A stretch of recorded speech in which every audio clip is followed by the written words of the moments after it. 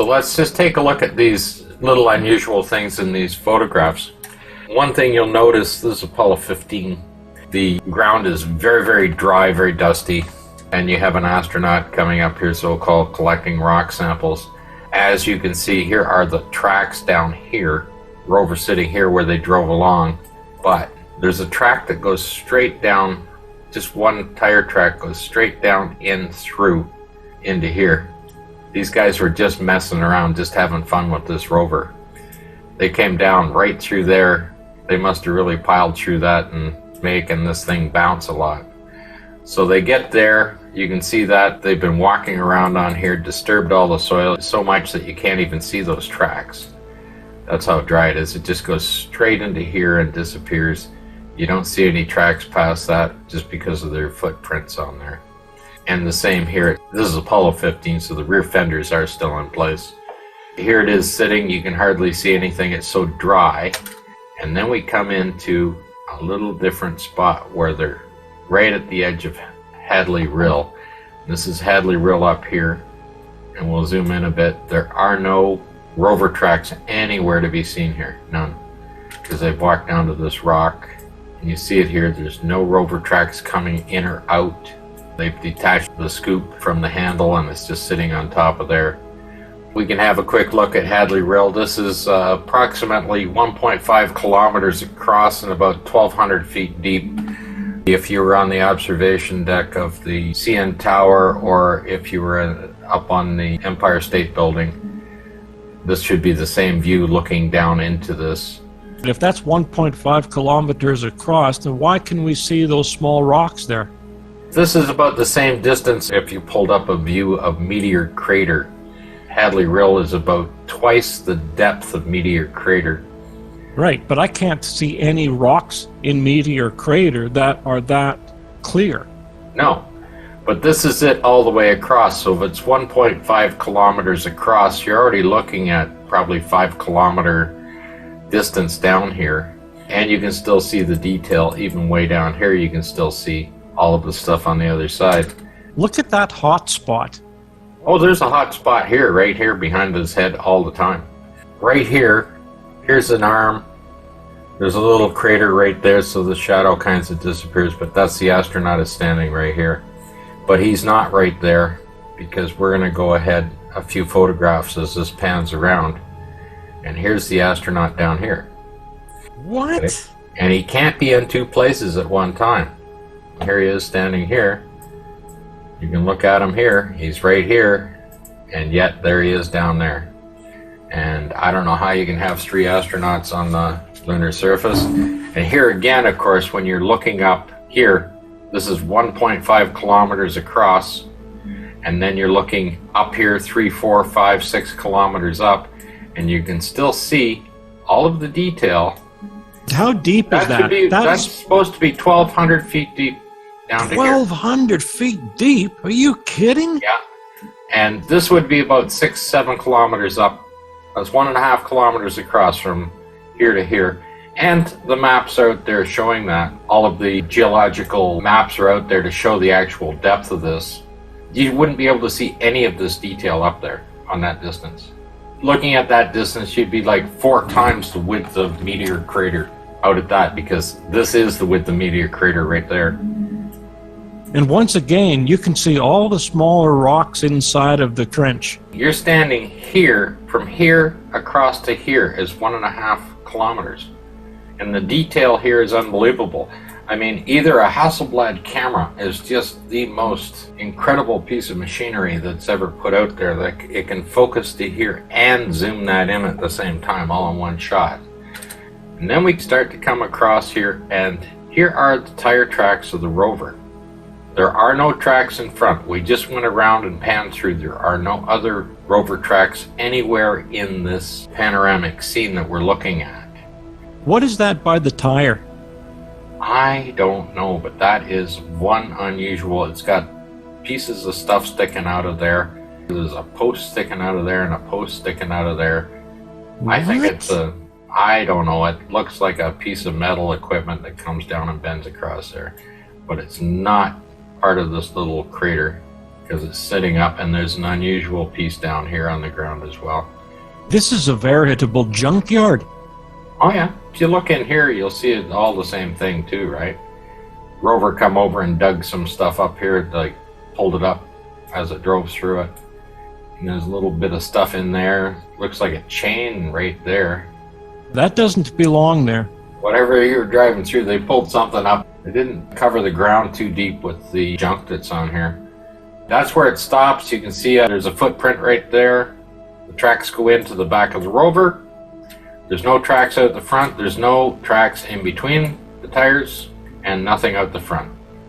I can see tracks between the rover, but I don't see any tracks on the other side or on the side that it was stuck in. Right.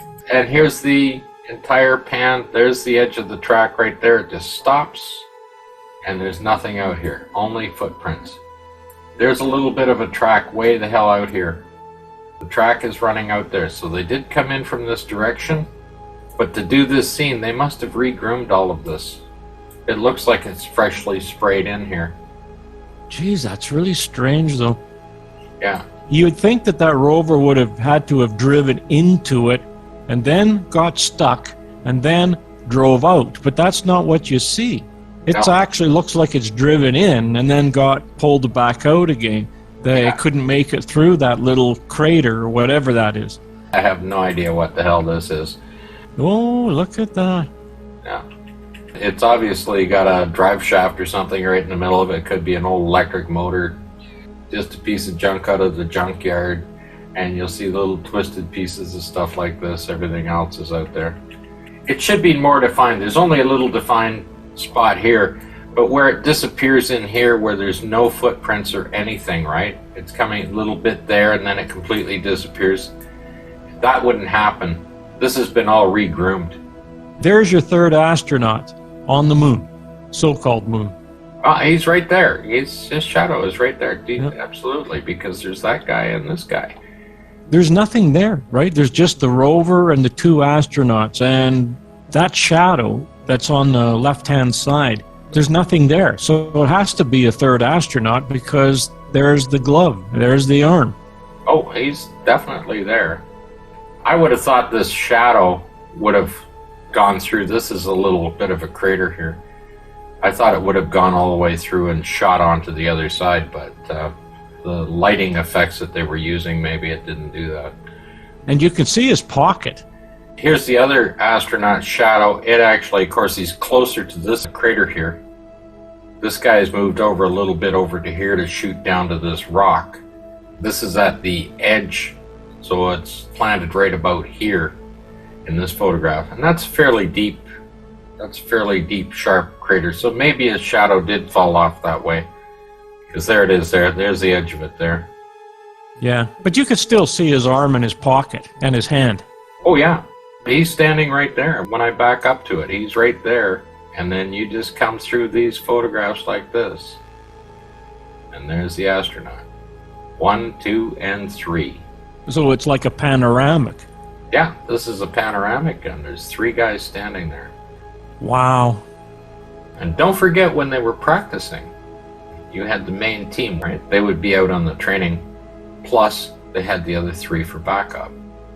This photograph here, they are shooting. There is just the edge of the mountain right there. Completely blacked out. And there's no way the aperture is going to pick this up. Then you go to the next one, and there's the only edge that's going up. Okay, you can see a bit of a hot spot here. It's not overexposed here. Like, look at these. Not overexposed, right? Completely blacked out. Then you get that. And that's right into the sunlight. They're pretty amazing cameras that you can have that right there and there. If he had opened the aperture at that point, then the satellite dish would have been overexposed, but it's not. Yeah, but this is still blacked out. It's a little bit more exposed, but I don't know how you could pull that up because you can't pull detail out of blackness. I don't care how you pull the exposure up. There's a reflection of a light over on the right-hand side again. Oh yeah, well you're right into it here. The lighting. And that's just way too big. But you see, even if you have here, see the crater down here? Yeah. This has been brought up. Why didn't this get brought up? See, it's black.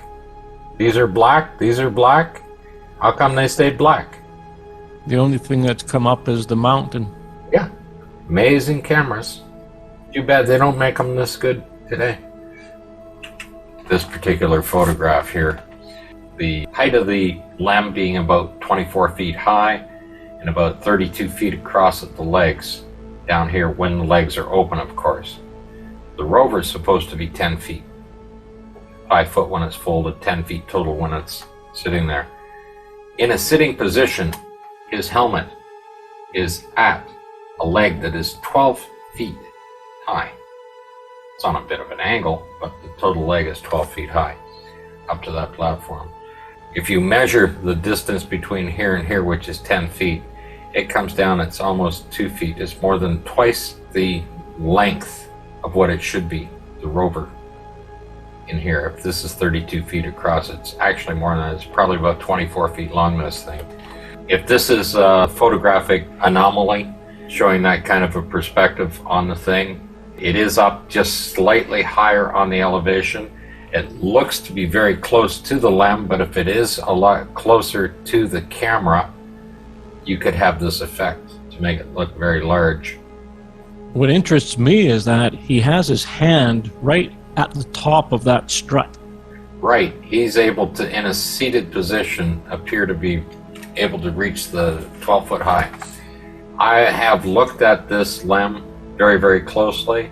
It is a full-scale version of it. It does not appear to be a miniature or a model.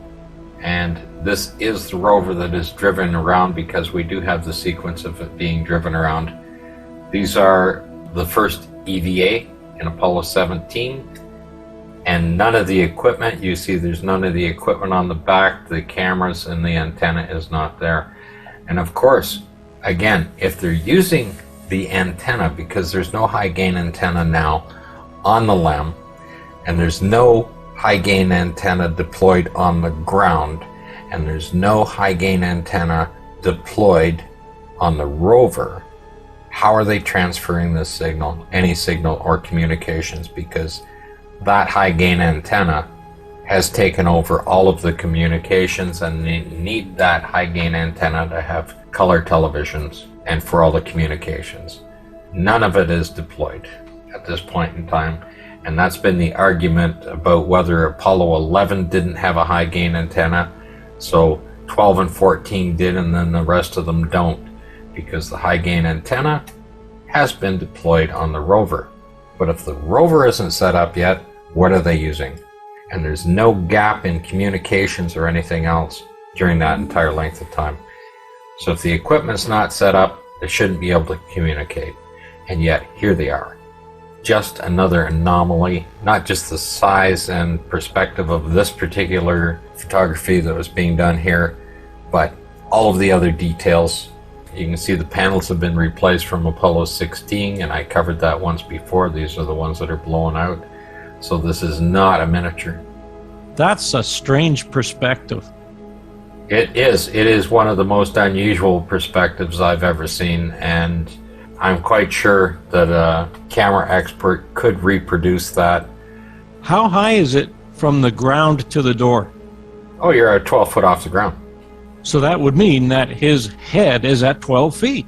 Your 12 foot is right in here. Oh, his head's almost at 12 feet. Yeah. Yeah, he could reach 12 feet sitting on the rover. It's pretty amazing. But like I said, that rover would be about 24 feet long in that photograph. Yeah, I could understand it if the rover was closer to the camera, but the rover is right next to the LEM. Well, it looks like he's reaching out to touch it. Yeah, that is part of the perspective. It looks like he's actually touching the back leg at the top, which is another part of the imaginary perspective out there, because he couldn't possibly do that. I would have to measure to see how far it is between the two legs at the top where the struts go into. The bottom is 32 feet across, so to fit inside the Saturn V rocket, right, I think they had to be under 24 feet in there for it to fit in. But he couldn't possibly be in front and reach back to the back legs, so that's where you're seeing that camera illusion happening. The whole physical size of him, I mean, his legs would have to be about 8 feet long just to sit in there on a rover that's 24 feet across. If he got out of that rover and stood up, the top of his helmet would be right at that porch, or maybe even a little higher. He'd be able to reach the retros. They're about 18 feet off the ground. There is really something strange going on here. The previous photograph shows that he drove around from the back up to the front of it, and even they're a little odd because he's only driving from the back of the vehicle to the front of it. So if the tracks are there, well, that would mean Right. that he's driven it there. But here's the thing. Now you take this photograph, right? Now he looks like he's a little tiny guy. And people could say, oh, well, that's just a little tiny model, right? How did they make a model that's really tiny here? You can see that there is a bit of a raised elevation here. But as he comes around, I mean, he's only driving back 50 feet going through these photographs, right? This picture, he looks way bigger. And then you come backwards around. I don't know what kind of a zoom on the camera or anything else creates him to be tiny to up there to be incredibly large, but it's the most unusual pictures I've ever seen as far as perspective goes.